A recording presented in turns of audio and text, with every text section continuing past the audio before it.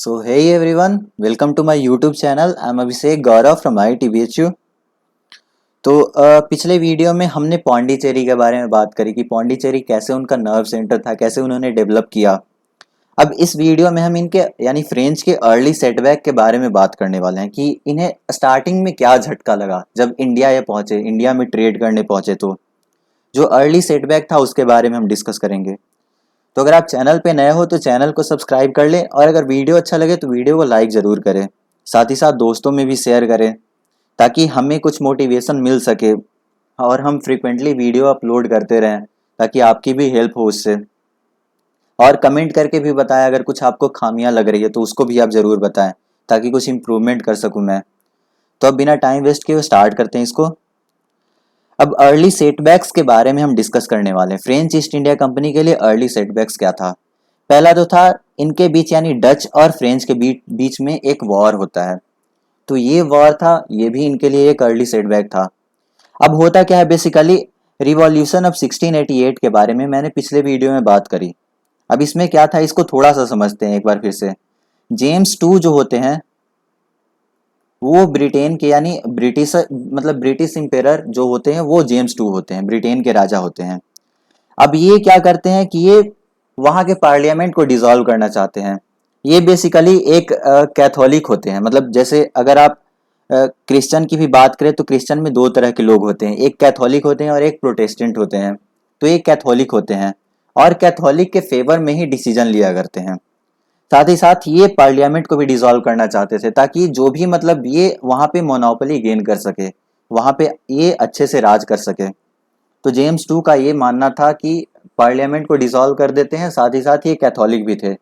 तो जो प्रोटेस्टेंट बाकी जो प्रोटेस्टेंट थे और इनके कुछ करीबी लोग जो थे वो लोग इनके ये इन रवैया से बहुत ज़्यादा नाराज थे। तो क्या करते हैं कि डच के किंग के पास जाते हैं और डच के किंग से बोलते हैं कि आप जेम्स टू से वॉर करिए और जेम्स टू को हराइए और आप आके गद्दी पे बैठिए ताकि हम हमारा जो पार्लियामेंट है उसे हम फिर से ये कर सके, स्टैब्लिश कर सके।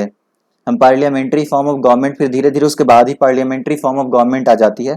तो इनका ये सीन होता है, ये बुलाते हैं डच के किंग को। अब डच किंग मान भी जाते हैं। डच किंग क्या करते हैं कि वो आते हैं यहाँ पे, लेकिन यहाँ पे वॉर नहीं होता है, एक रिवॉल्यूशन होता है। इस रिवॉल्यूशन ऑफ 1688 इसीलिए नाम दिया गया इसका। और एक ग्लोरियस रिवॉल्यूशन होता है, इसमें खून नहीं बहती है। मतलब वैसे खून बहती है लेकिन जैसे वॉर होके होता है वैसा वॉर नहीं होता है। यहाँ पे जेम्स टू जो होते हैं वो भाग जाते हैं फ्रांस, मतलब फ्रांस भाग जाते हैं। फ्रांस लुई 14 उस टाइम पे राजा होते हैं तो उनके पास चले जाते हैं। तो इस तरह से डच जो होते हैं मतलब डच किंग जो होते हैं उनका यहाँ पे ब्रिटिश यानी इंग्लिश पे कंट्रोल हो जाता है, वहाँ के राजा हो जाते हैं और वहाँ पे पार्लियामेंट्री फॉर्म ऑफ गवर्नमेंट बन जाती है। तो अब होता क्या है कि ये जो डच का अलायंस था, मतलब डच जो इंग्लिश से भी मिल चुके थे, इसके कारण डच और इंग्लिश ने मिलकर फ्रेंच के साथ एक वॉर लड़ी। यानी डच जो थे वो बहुत ज्यादा ताकतवर हो चुके थे एक तरह से आप कह सकते हो, क्योंकि इंग्लिश जो है इनके साथ में है। तो डच फ्रेंच के साथ एक वॉर करते हैं और इसमें 1693 में ये पौंडीचेरी को कैप्चर कर लेते हैं। जैसा कि मैंने पिछले वीडियो में बताया आपको, पौंडीचेरी इनका जो था वो बहुत ही इंपॉर्टेंट ट्रेड सेंटर था फ्रेंच का। तो ये 1693 में पौंडीचेरी को डच जो होते हैं वो कैप्चर कर लेते हैं। बाद में 1697 में एक ट्रीटी होती है, ट्रीटी ऑफ रेजविक। इस ट्रीटी ऑफ रेजविक में पौंडीचेरी को इनके हवाले फिर से कर दिया जाता है, फ्रेंच के हवाले कर दिया जाता है कि ठीक है आप पौंडीचेरी पे ट्रेड करिए। लेकिन फिर भी ये 2 सालों तक मतलब इनके हवाले करते नहीं है, 2 सालों तक अपने पास ही रखते हैं। यानी 1699 और 1700 के आसपास तक इन्हें फिर से पौंडीचेरी को इनके हवाले कर दिया जाता है। अब जब पौंडीचेरी इनके हवाले फिर से जब आ जाता है, इनके पास आ जाता है फ्रेंच के पास, तो पौंडीचेरी में फिर से डेवलपमेंट स्टार्ट करते हैं और फ्रैंकोआ मार्टिन के एबल गाइडेंस में पौंडीचेरी फिर से फ्लोरिश करती है और फिर से यहाँ पे देखें तो एक मोस्ट इंपॉर्टेंट सेटलमेंट के तौर पे उभर के आती है फ्रेंच के लिए। मतलब इंडिया में जो फ्रेंच का मोस्ट इंपॉर्टेंट सेटलमेंट था वो पौंडीचेरी हो जाती है। पौंडीचेरी उभर के आती है, यहाँ पे बहुत काम करते हैं फ्रैंकोआ मार्टिन, बहुत ज़्यादा डेवलपमेंट कराते हैं अपने सेटलमेंट के लिए। तो ये तो इनका डच के साथ अर्ली सेटबैक हुआ। नेक्स्ट जो इनका सेटबैक होता है वो स्पेनिश वार ऑफ सक्सेशन। अब बेसिकली होता क्या है कि यूरोप में इस टाइम पे बहुत सारे छोटे छोटे वॉर लड़े जा रहे थे। इन यूरोपियंस पावर जो थे वो दो गुट में बट चुके थे और वो सब आपस में लड़ा करते थे। तो अब होता क्या है कि जब स्पेनिश वार ऑफ सक्सेशन, एक उसी तरह का स्पेनिश वार ऑफ सक्सेशन भी था।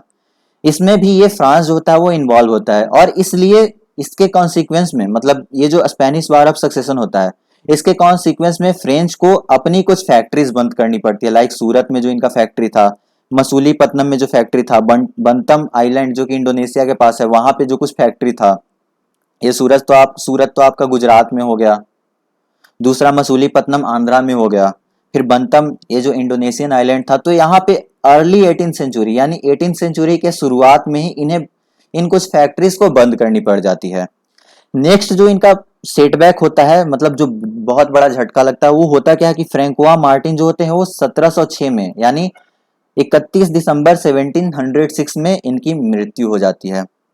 अब इन्होंने बहुत ज़्यादा काम किया था फ्रांस के लिए, फ्रेंच कंपनी को इस्टेब्लिश करने में इन्होंने बहुत ज़्यादा काम करी, इसलिए इनके मौत के बाद भी एक बहुत बड़ा झटका इनको लगता है।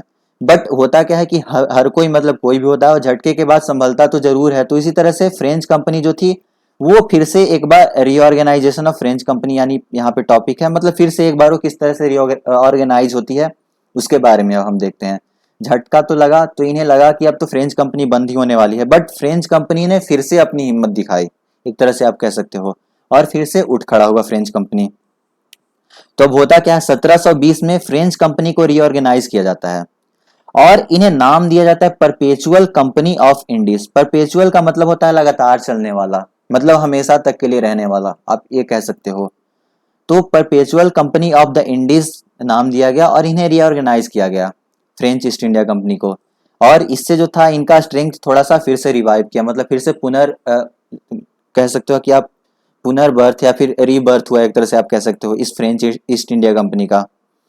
अब होता क्या है, 1720 में 1742 तक में दो एक्टिव गवर्नर, मतलब एक्टिव और वाइज, मतलब एक्टिव भी थे साथ ही साथ बुद्धिमान भी थे, एक लेन्योर होते हैं और एक ड्यूमस होते हैं। इन दोनों के गवर्नरशिप में ये जो फ्रेंच ईस्ट इंडिया कंपनी होते हैं उसकी स्ट्रेंथ थोड़ा बढ़ता है, मतलब 1720 से लेकर 1742 में, यानी ये भी काम करते हैं फ्रेंच ईस्ट इंडिया कंपनी के डेवलपमेंट में। फर्दर जो फ्रेंच ईस्ट इंडिया कंपनी को जो बैक करती है वो होती है मॉरिशस और रियूनियन। ये मॉरिशस और रियूनियन साउदर्न इंडियन ओशियन में जगह है। साउदर्न इंडियन ओशियन मतलब इंडियन ओशियन का निचला भाग। तो मतलब अगर ग्लोब में देखे तो नीचे की तरफ वाला, जैसे इधर साउथ होता है, इधर नॉर्थ होता है, इधर ईस्ट होता है, इधर वेस्ट होता है। तो इंडियन ओशियन यानी जो हमारा इंडियन ओशियन है उसका निचला भाग जो है वो साउदर्न इंडियन ओशियन हो गया। तो यहाँ पे दो इसको आप मैप में जाके सर्च करके देखिएगा मॉरिशस और रियूनियन को। तो मॉरिशस और रियूनियन फ्रेंच पोजीशन थे, यानी फ्रेंच का इन दोनों जगहों पे कब्जा था। एक तो मॉरिशस हो गया और दूसरा रियूनियन। तो ये मॉरिशस और रियूनियन पे फ्रेंच का कब्जा होने के कारण इन दोनों ने भी फ्रेंच को बैक किया इंडिया में। बैक किया मतलब सपोर्ट किया एक तरह से। जब भी कहीं वॉर हुआ तो मॉरिशस के जो फ्रेंच गवर्नर थे या फिर यूनियन के जो फ्रेंच गवर्नर हुए वो आके इंडिया में सपोर्ट किए, इंडियन फ्रेंच गवर्नर के सपोर्ट में आए, और इस तरह से इंडिया में इनका सपोर्ट किया गया। तो इस तरह हम देख रहे हैं कि एक बार फिर से ये कंपनी जो होती है वो अपनी स्ट्रेंथ गेन करती है। अब नेक्स्ट वीडियो में हम एंग्लो फ्रेंच राइवलरी के बारे में डिस्कस करेंगे। उसमें हम देखेंगे कि फर्स्ट कार्नेटिक वार का बैकग्राउंड क्या था, फिर उससे क्या क्या मतलब इफेक्ट पड़ा इन कंपनीज पे। सेकेंड कार्नेटिक वार के बारे में डिस्कस करेंगे, थर्ड कार्नेटिक वार के बारे में डिस्कस करेंगे। तो इस तरह से आगे के कुछ वीडियोस में हम ये डिस्कस करने वाले हैं। तो आई होप आपको वीडियो पसंद आया होगा। अगर वीडियो पसंद आए तो लाइक ज़रूर करें और चैनल को भी सब्सक्राइब कर ले ताकि हमें मोटिवेशन मिल सके, और साथ ही साथ दोस्तों में शेयर करें। बाकी हंसते रहें, मुस्कुराते रहें, एंड थैंक्स फॉर वॉचिंग।